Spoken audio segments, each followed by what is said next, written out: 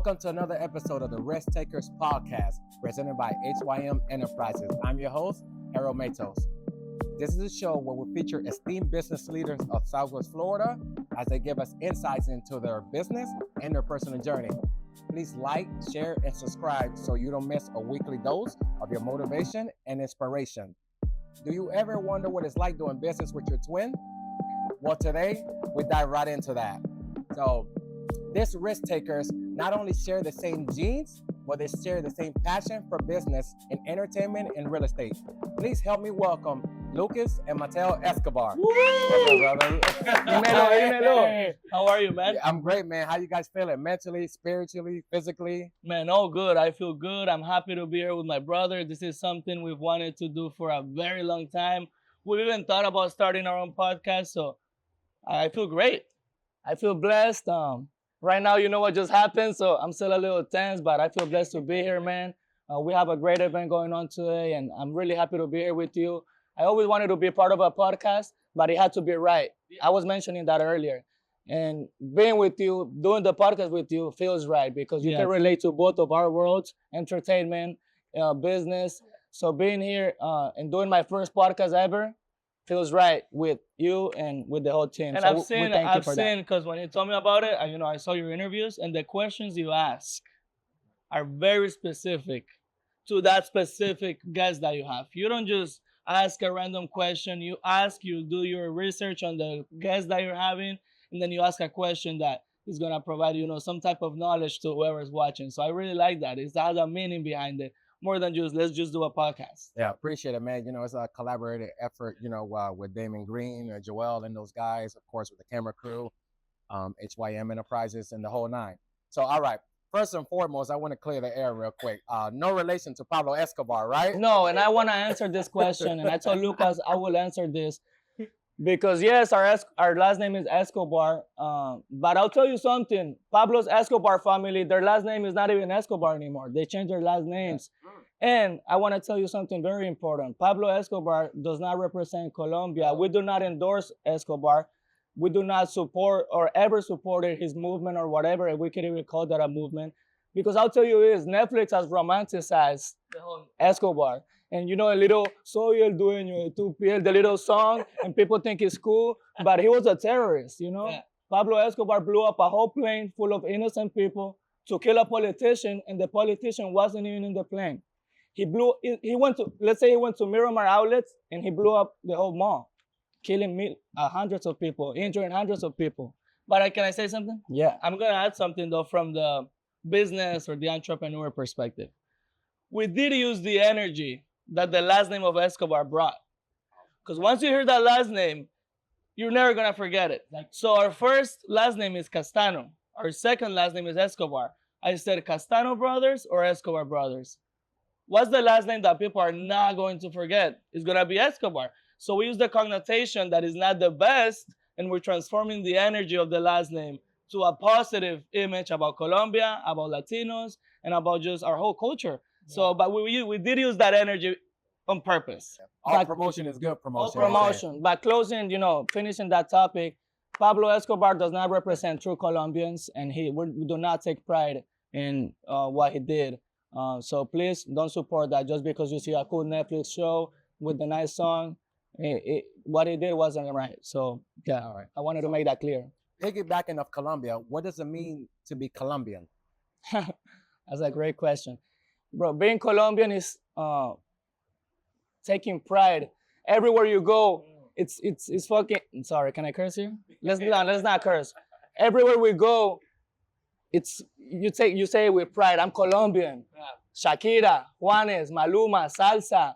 It's representing your country everywhere you go, being educated, treating others with respect. And yeah, that's, so it might educate, and I want to touch on that. Colombians, I think we're known for our manners, our education. For us, it's very, very important. Just the basic principles and the basic manners of saying please, thank you, good afternoon, how are you? I think people have forgotten that lately. Walking into a place and saying hi to everyone or to the people you're meeting. So I also say we take pride in being, people with good manners and with high education. Great answer. All right. So obviously nationality Colombian, but you guys here from Southwest Florida. You guys attended high school here. And Yes. So what And year did middle you guys school. graduate? Okay, so what class are you guys? 2018. 2018? We graduated with your brother, Gene. Okay, so you guys just graduated 6 years ago. So you guys are what, like 24 We years just old? turned 24. We got here when we were like 12 or 13, 11 years ago. So yeah, right now we're 24. Okay. And what year did you guys get into the nightlife, and what led you to get into the nightlife industry? Okay. I don't remember the year exactly right now, but I think it was like 5, 6 years ago. I gotta do the math. I started, remember Society? Yeah. Society was the biggest club back then. Bell Tower. I knew the owner, Brad Koza, and he really liked, my personality. He liked, my energy, and I was serving tables at the time. And he said, hey, why don't you come be the VIP manager for Society? I was like, what? I've never done anything like that before. He's like, yeah, but you got what it takes. We went to the Edison Mall. He bought me my first suit, which was a blue. Remember the blue suit? Yeah. Man, back then, that was the only suit I wore. Because I didn't have any other suit. He wore it so much, it wasn't even blue anymore. It was not even blue anymore. People would not even know my name. They would be like, the guy with the blue suit, the guy with the blue suit. My dad had given me a Louis Vuitton belt, to look important because I was a manager. So I wore the Louis Vuitton belt my dad gave me and the blue suit twice a week, every single weekend. And I started, just trying to figure it out. I said, okay, now I'm here managing the whole VIP section. I got bottle girls, but I'm way younger than them. Funny story, I was like, okay, I remember now. I was 18 at the time. He didn't know I was 18 at the time. When he found out I was 18, he almost had a heart attack, but it was legal. I could be a manager. I just couldn't drink, so I did it. And that's how it started. I just, started promoting their parties. I started, handling the whole VIP area. And then, there's a longer story of how we started our own brand, but it's I don't know if you want to hear that one. Then we moved to Lamas. It's a longer story. I can go deep in that if you want, but. Okay. So, all right. When they gave you the management position, is that when your popularity increased, or were you guys already popular in high school?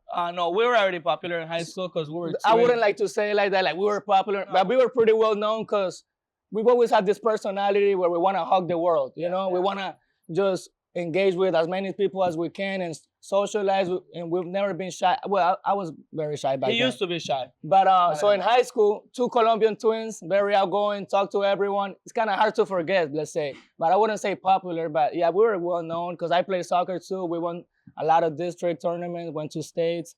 So the I was soccer part of team, the dancing team, and he was the main. We were twins, and we everywhere we go, we were kind of crazy. Also in our high school, Colombians were the thing. Colombians were like, oh, you're Colombian, you're cool. Even when we didn't speak English in middle school, I don't know how we got around. People started calling us mucho cute because we didn't know how to speak. People know, the ladies. The ladies like, hey, mucho cute. Hey, mucho cute, mucho cute, mucho cute. And then that also got us known because it's kind of funny, the mucho cute. So yeah, I think we were pretty known back then. So boom, managing Society, led off to Llama Lounge.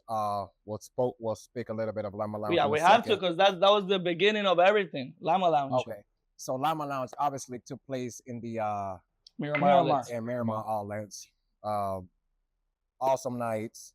Packed out 300-400 people. From what I remember. Without promotion. It got to a point where we're not even promoting. We didn't even post flyers back then. Wow. Like it got in the beginning we no, did, in the beginning, of course, when we built it, we had to, but it got to a point where flyers weren't even posted. Yeah. It was a secure bag every Friday. How did you guys get the word about Llama Lounge on Fridays? So there was a security guard at Society. Society, of course, everybody know what happened. So he's like, why don't we do our own parties? The security guard said, let's do it. I found this place. Okay, we go, we meet with the owners. Great energy since the beginning. Once you sit down with someone the first time, Once you shake somebody's hand, Once you talk to someone, And I knew, and I knew those were the people to partner up with. We started doing our own parties. To be honest, I had no idea what branding was. I had no idea what promoting was. Because we were 18. Listen, 19. What I did back then, I don't think that works anymore.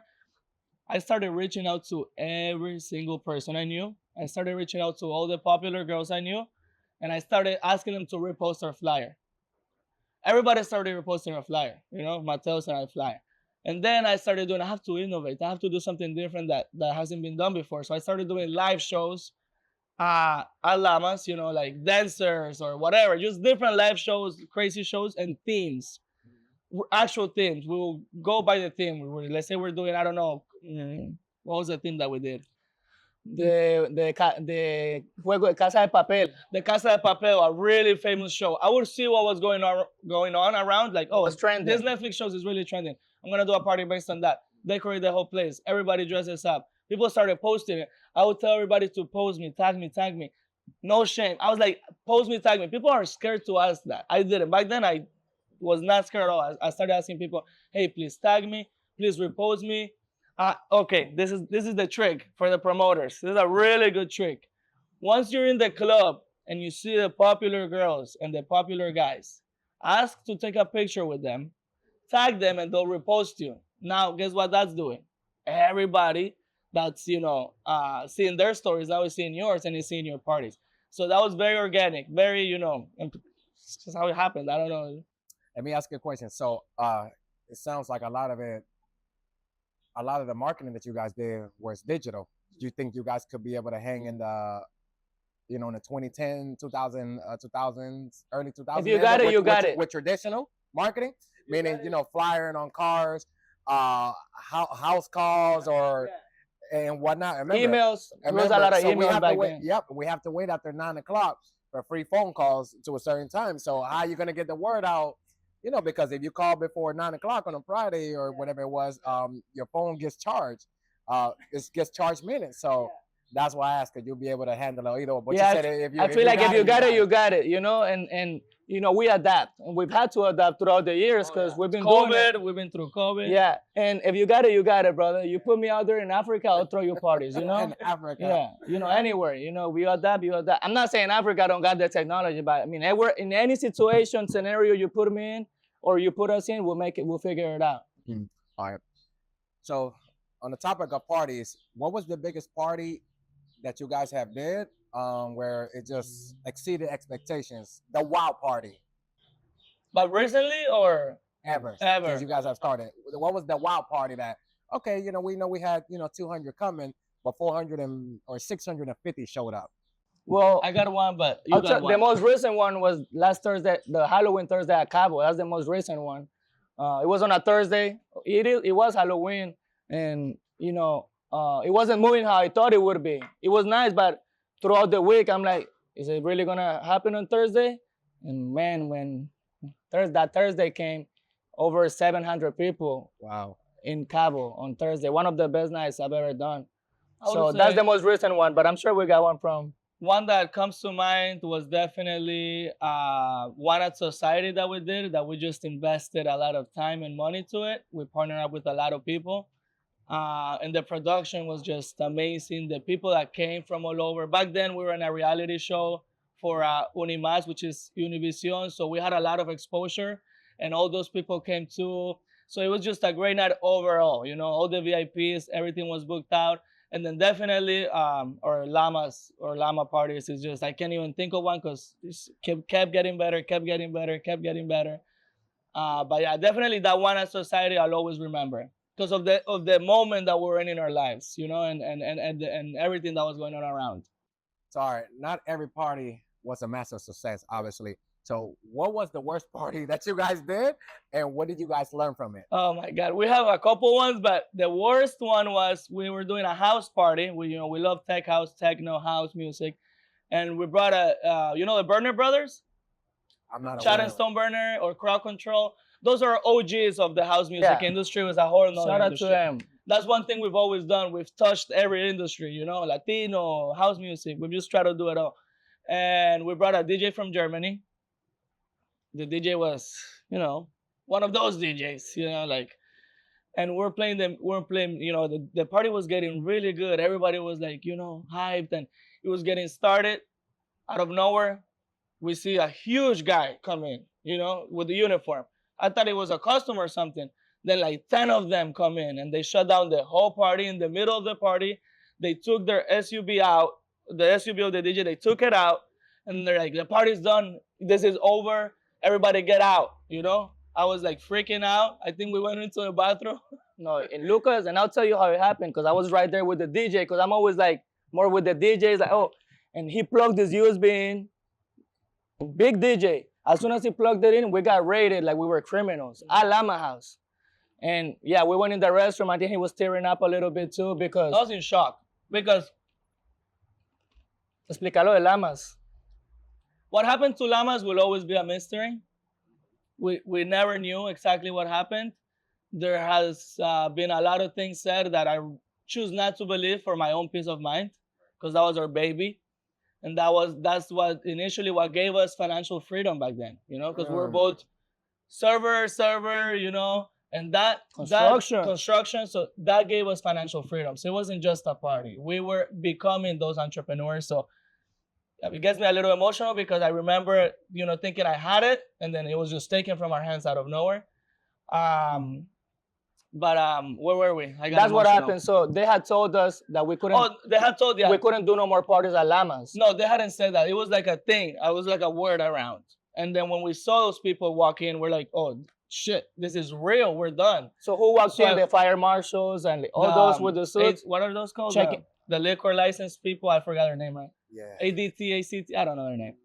And I was like, this is real. This is it. And I knew deep down in my heart, because God had prepared me for that moment. God had told me, hey, this is going to happen to you. Be ready. And I told my brother, I said, God is telling me that it's going really good right now, but it's going to be done. And he's like, no, don't say that. I said, I feel it deep down in my heart. God is telling me that. A few weeks later, it was done. Yeah. What did you do to prepare? Like, let's say, whether it's financially, or like, did you have another venue lined up ready to go, or did your party stop for like 2 months? I prepared spiritually. Okay. So it wouldn't hurt me so bad. But financially, my mind, my heart and my soul, my spirit had accepted that. So I took it with peace.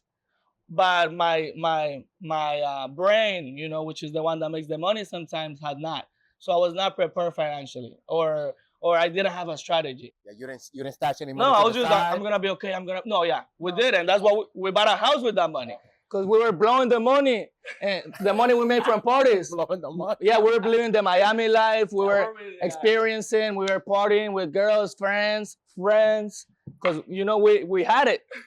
Lucas comes up to me one day and he says, "Mano, ¿qué vamos a hacer con la plata? What are we gonna do with the money? Because we're just gonna blow it away." He said, "Let's buy a house." Me, in my mind, because I mean, we come from Colombia, buying a house. I'm like, buying a house? I thought it was like, what? We can buy a house? What? And those are called limiting beliefs, which we all have. Yeah. Limiting beliefs that have been installed in us for so many years by our parents, by our culture, by our background. Those limiting beliefs that don't allow you to take it to the next step, to the next level. Continue. So he said, buying a house. I'm like, buy a house? And he's like, we got the money for it. And I thought it was impossible because I had the limit. You know, I didn't. Mm-hmm. And yeah, we went and bought it, thank God, because if not, that money would have been in club space. Yeah, so we really, that's a fact. So we prepared financially, but we spent it all at the house. And then Lamas happened, and then we just went back to work. So after that, we started just touring all venues. Oh, yeah, I remember that. Yeah, we started just trying different venues. Some worked, some didn't. But it never felt like Lamas. This is what we did. We said, oh, we're going to do a Lama store. Lama store. Not Escobar Brothers store, because we didn't have branding back then. Big mistake. We based it on Lamas. Nobody knew who the Escobar... They knew who we were, but not that we had a brand called Escobar Brothers. So we didn't. Big mistake. Once you start something, make it your own brand. Doesn't matter who you're working for. You have to start with your branding. If you're working for a venue, you're working for this broker, if you're doing whatever, you got to grow your own name, not somebody else's, or grow hand in hand, you know? And we did a Lama store, so we created this concept that Lamas wasn't closed, we're just moving. So we did a party with all the venues in Southwest Florida. And that only lasted for so long, of course. Yeah.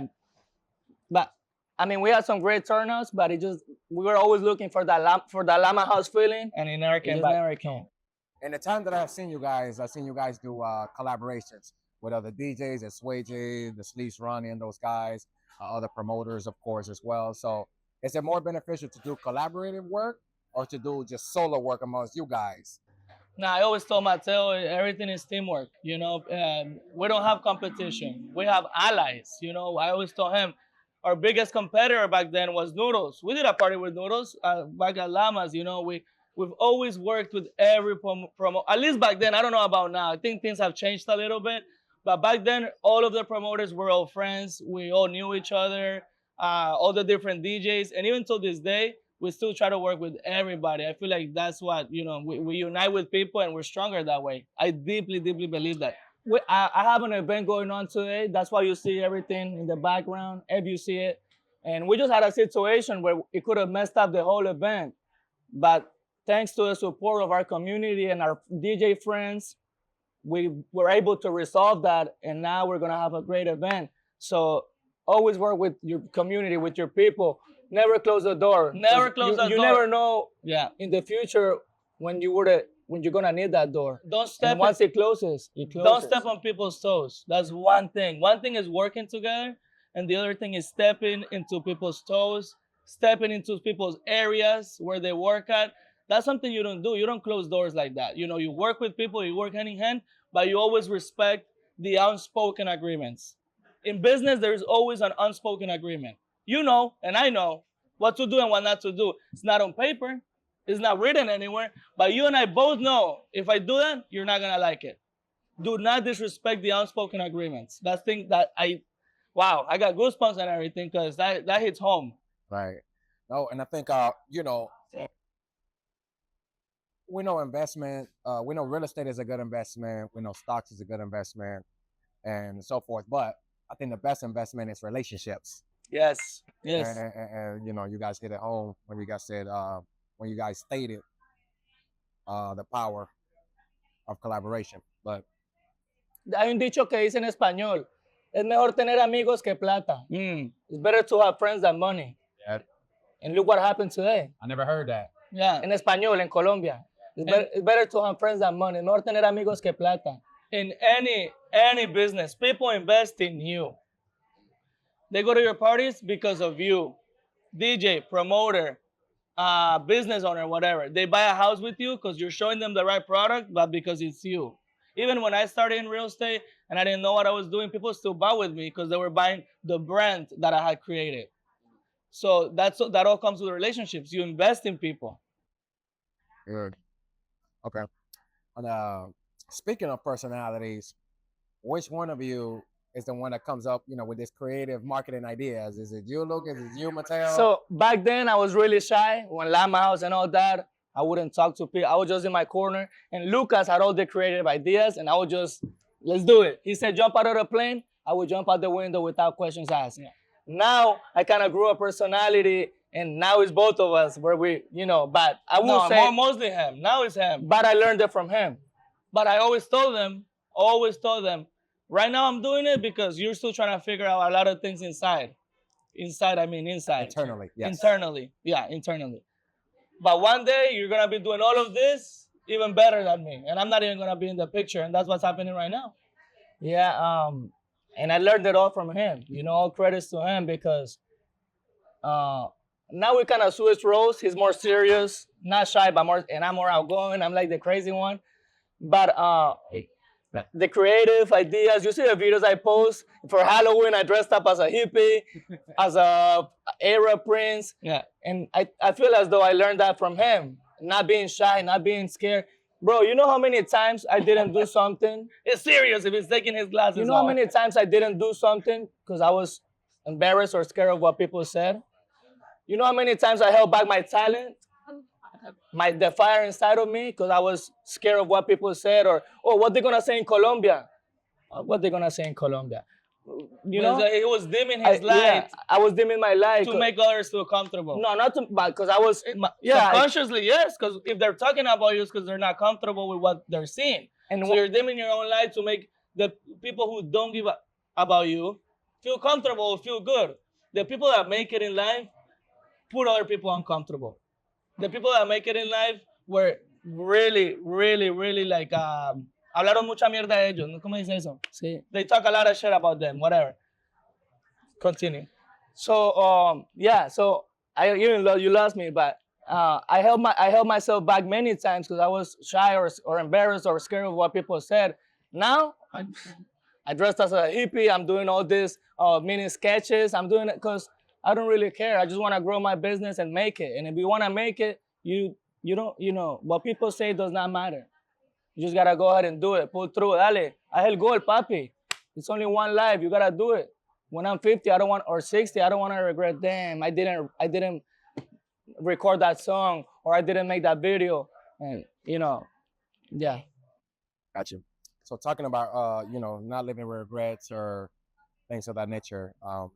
What has been the highlight of your careers, thus far? I feel like we haven't reached Yeah, it we yet. haven't reached it yet. We're so ambitious that we haven't reached it. We've had great things happen in our lives. We've done great events, great parties. We've done, television. We've done reality shows. We've done, things that you would say that's my highlight. But we're so connected with our future version. We've met them already. We've met our future selves. We know what they look like. We know what they do. We know everything. So when when you're so connected with that future version, it could be a little tricky because we know our highlight has not happened yet, but we still gotta remind ourselves to be grateful for everything that's happened.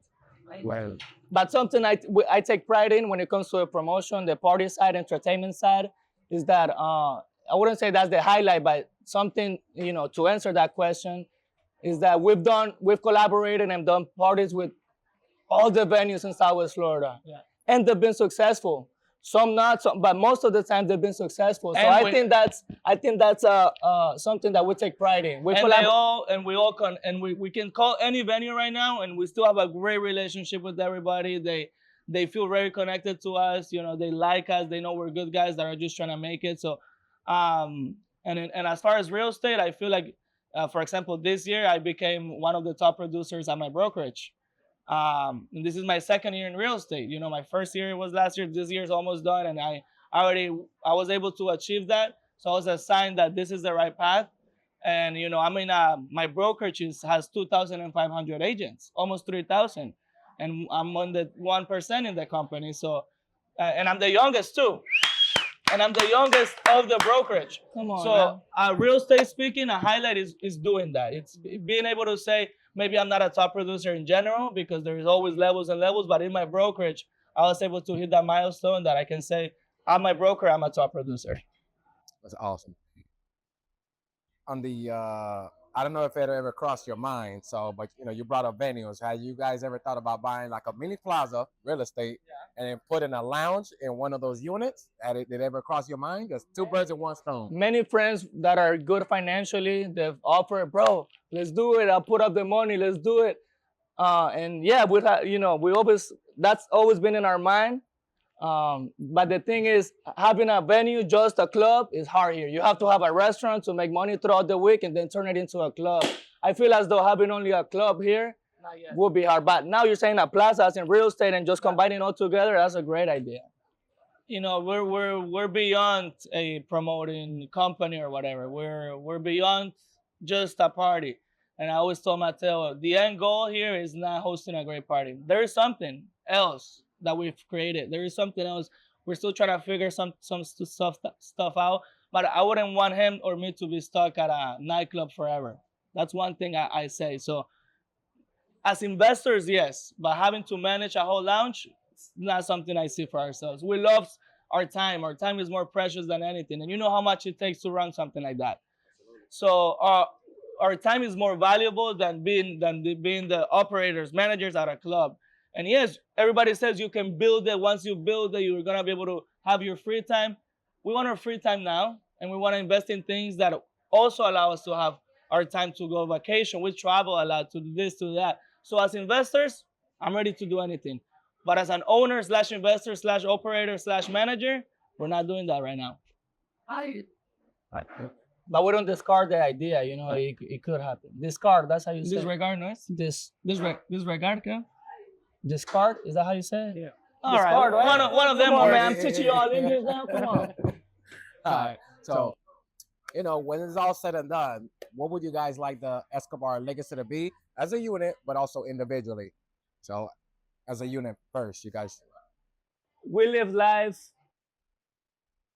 loving the world, loving ourselves, spreading positivity, empowering people, showing people that it can be done, showing people that you can do it.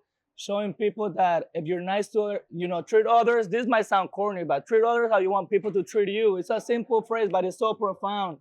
And we just had a fun, and we love what we did. And by doing what we loved, we were able to be successful somehow. Because I think we've been successful. Yeah. And just do what you love, do it with passion, never close the door, treat everyone with respect, and always the man upstairs, man. You gotta put him first. You gotta put him first because he's the way, he's the light and the guide, and that it comes from our mom.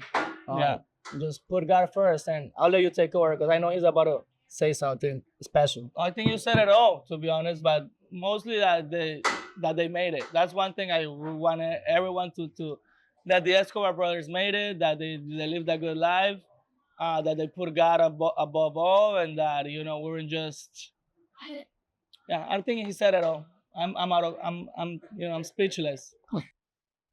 All right, so going back to where you guys started from, who would be that one celebrity that you guys would like to have as guests for a future event? Maluma. Maluma? Yeah, bro, I'll tell you something. We connect with them a lot. We connect with him a lot. People in Colombia, they hate on Maluma a lot. Or guys in Colombia, they hate on Maluma because he's a good-looking guy. And we love Maluma. We feel connected to him. He's never stopped putting records out, hit after hit. He's always collaborating with the best clothing brands. Because we're into fashion, he's a fashion icon. He's a fashion singer. Icon. He's stayed consistent for all these years. He's an actor now, apparently. He's done everything that we see ourselves, and he just opened up a restaurant. He's invested in real estate, crazy. And I'm into horses. I love horses. We're from a farm in Colombia. We're from a farm, and we're into horses, cattle, all that. And he has a really big farm full of horses, so we kind of feel connected to, because he's like, damn, he likes what we like. He likes what we like, and we like his music. And I don't know, I just empathize with him because I feel like he gets a lot of hate for no reason. And we love Maluma. So him, for sure. Okay, Maluma. You said Maluma's into animals and also fashion. Are you guys going down the fashion lane? Yes. I know you've been working some fashion. We got something for you. So this is not the official one yet. This is just a prototype because we're working on the right fit. But it's pretty nice. And we brought you a gift, Harold. We brought Harold a gift. Escobar Brothers hat. We're gonna be releasing merch soon, but not yet. We want to make it right. And that's for you, brother. I appreciate it, man. Thank Yeah, you, of course, man. man. Thank you. Yes, fashion is definitely something we want to pursue. Okay, I gotta try it on. I already got Try the it black on, so Yeah, it's gonna look I good. gotta try it on. So then I'll put on. Looks good. That boy fly. Man, look at that boy. He look good. You see? And That boy good. Why did That boy good. that boy good? Escobar Brothers merch coming out soon. We just want to make it right, but stay tuned. All right. Before they head out, where could they find you guys on social media? Start with you, Lucas. Escobar Lucas with a K, and then Escobar Brothers everywhere. So Escobar Mateo, I'm sure you'll type it and it'll be there. Escobar Mateo and Escobar Brothers, Instagram, and coming out with a YouTube channel soon, but we're working on that too. All right. Before I let you guys go, what's one piece of advice that you guys could give to an aspiring risk taker? Okay, this is good. I could say, oh, believe in yourself. Do it. Bullshit. This is what you really have to do. Technically speaking, yes, the spiritual side and the emotional side is super important.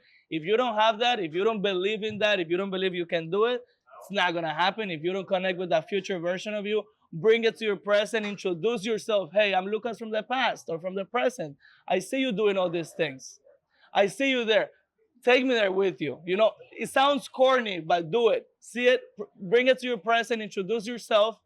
But you got to picture really your future self, what he's doing, where he lives, who he's married to, how many kids he has, everything that you want to accomplish. See that version of you, bring it to your present. Now, on the technical side, let's leave the emotional side. Find somebody who inspires you, a coach, whatever it is, what line of business you are, and get coaching from that person. The road to success is already there. People have made it. So just get a coach that can teach you, that can coach you on how it's done. That's what took my business to the next level. Like I said in the beginning, invested a lot of money in coaching so they could show me all the tricks, what they're doing, what made them successful. So whatever it is, find that one person that can show you how it's done. And this, I say this to myself too. I'm saying it to you folks, but I say this to myself too. Just get it done. Just do it, bro. Like, stop looking at other people's stories. Stop saying no. Just get it done. Whatever you have in your mind, try it. Do it. If you sing, if you rap, if you want to be an actor, wake up tomorrow and get it done. Try it. But stop visualizing and stop thinking it and just take action. And I say this to myself too. I'm not saying like I'm Mr. I'm saying it to myself too. Just get it done. I also, one thing to close, I know we talk a lot, sorry guys. It's who do you have to let go to become that too? Because that was really hard for me. It's not only who you want to be and what you aspire to be, but what versions of yourself do you have to let go to become that person? You gotta identify them. You gotta identify them.